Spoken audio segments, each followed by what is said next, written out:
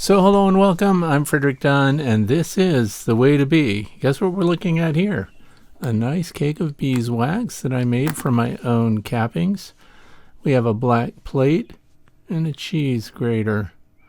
So we're going to try something new, and I can tell you in advance, this was a success. I'm having problems getting my honeybees in one of my hives, drawing out enough comb on the frames that I need them to draw it out on. So I thought this is a perfect opportunity to do a test.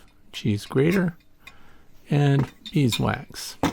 Now I just want to confirm, of course, this is a very soft beeswax, so I rendered it at fairly low temperatures, right around 155 degrees Fahrenheit, because I find that when I do that, I end up with soft, malleable wax that the bees really like to use.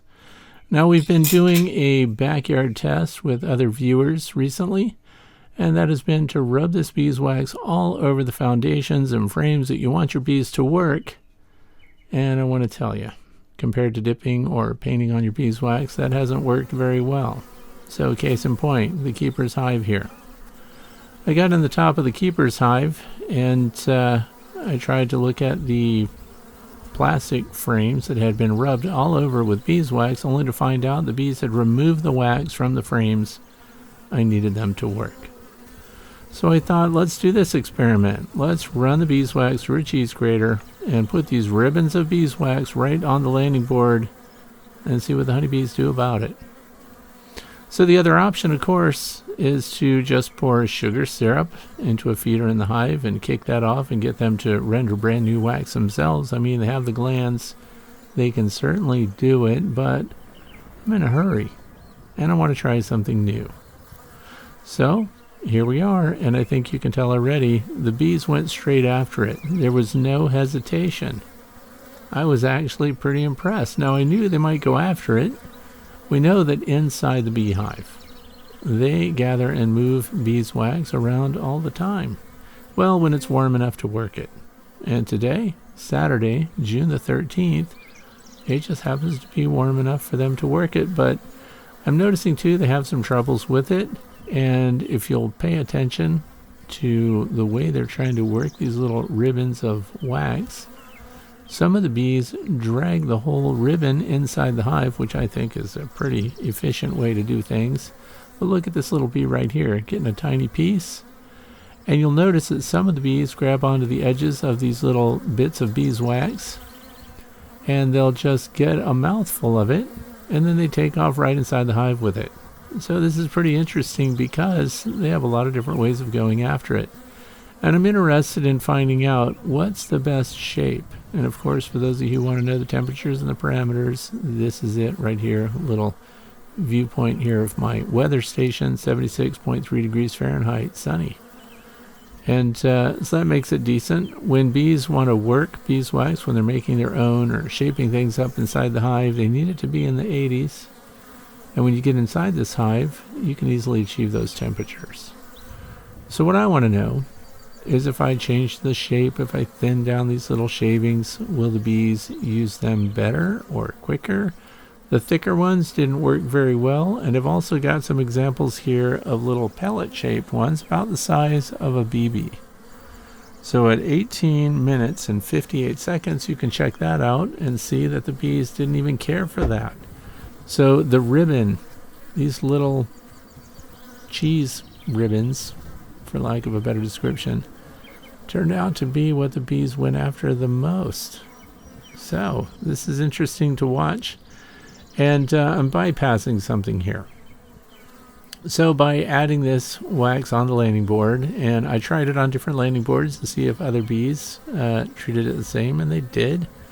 They went right after it straight away. And you could think that if you put something on the landing board that's foreign material, that your bees would just chuck it off the side or try to fly away with it.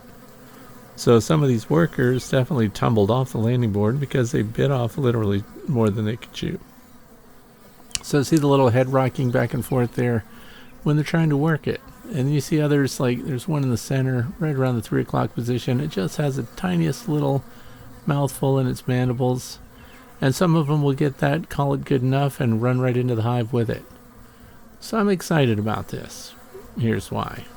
we're going to bypass the fact that they have to consume sugar syrup or nectar from the environment.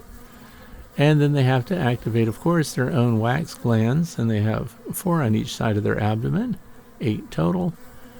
And then they produce that, which consumes a lot of resources and time, and not every bee can produce them or is in the stage of life where they would produce them.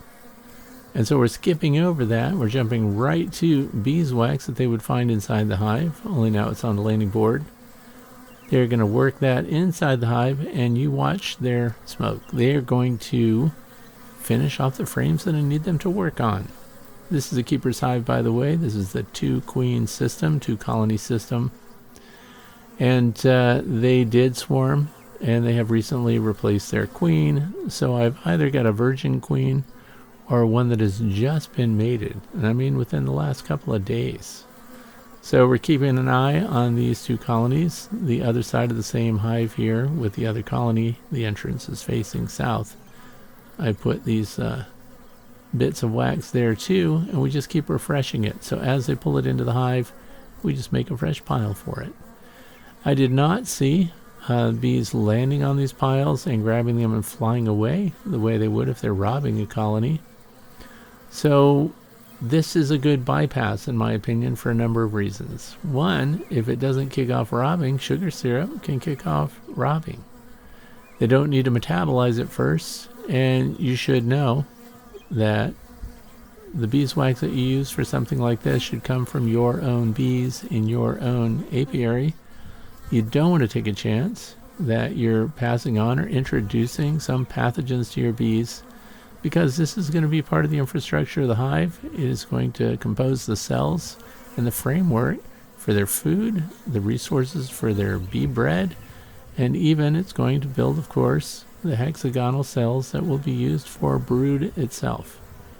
So it needs to be really good stuff. I also want to caution you, in fact, it's another area of observation. If you're in the habit of overheating your beeswax when you render it, so that it'll go through filters quicker, whatever the reason, you'll find too that beeswax feels a lot more brittle and is less aromatic. So try rendering beeswax at 155 to 160 max degrees Fahrenheit, and then do another in boiling water, whatever you feel like you normally do, and then make a comparison. Grate them the same. You'll find the higher temperature beeswax to be far more brittle, less workable. And then when you lay that in 2 separate piles on the landing board, you'll be able to see which the bees select to use and which beeswax. Everything else being identical, with the only change being the processing temperature that you've exposed it to. You'll find out that they go after the lower temperature based on my observations. And it's a much softer, more workable, more aromatic beeswax. So 100% made by the bees, and now they're just taking it inside. So I'm interested in your thoughts. I'd like to encourage you to try this out yourself. So those of you who are doing the test where you're rubbing beeswax all over the plastic foundation and frames and making the comparison between that and dipping your frames or rolling them on with heat and melted wax, the temperature parameters play an important role in those comparisons too. So keep doing those, and this just adds another level to that experiment. And get a cheese grater, get some of your beeswax that's sitting around in cakes, and grate it down and put it out here to see what's going on, see what they do.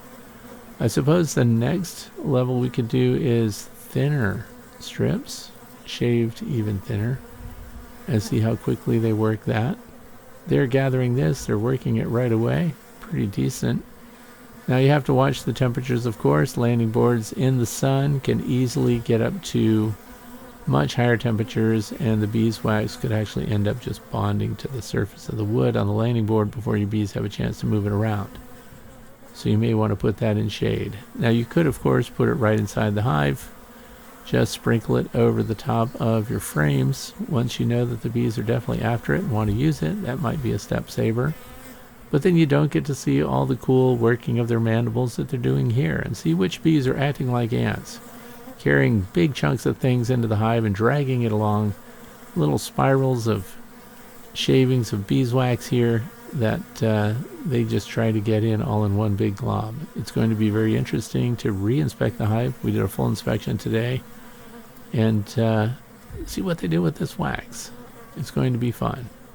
So if you notice this is a long video, I'm just going to leave you to make your observations. If you see something or have ideas about this process, I'm very interested in knowing your thoughts. So please make a comment down below.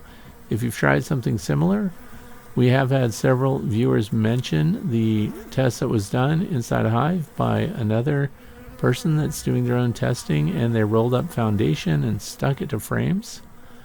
And I see this as just another method, a variation of that, where we're providing extra beeswax. And in this case, they're going to take it throughout the hive anywhere they want, and we haven't assigned it to any specific frame. So I want to thank you for watching, and I thank you in advance for any comments you would share in the comment section down below. I'm Frederick Dunn, and this is The Way to Be. Thanks for watching.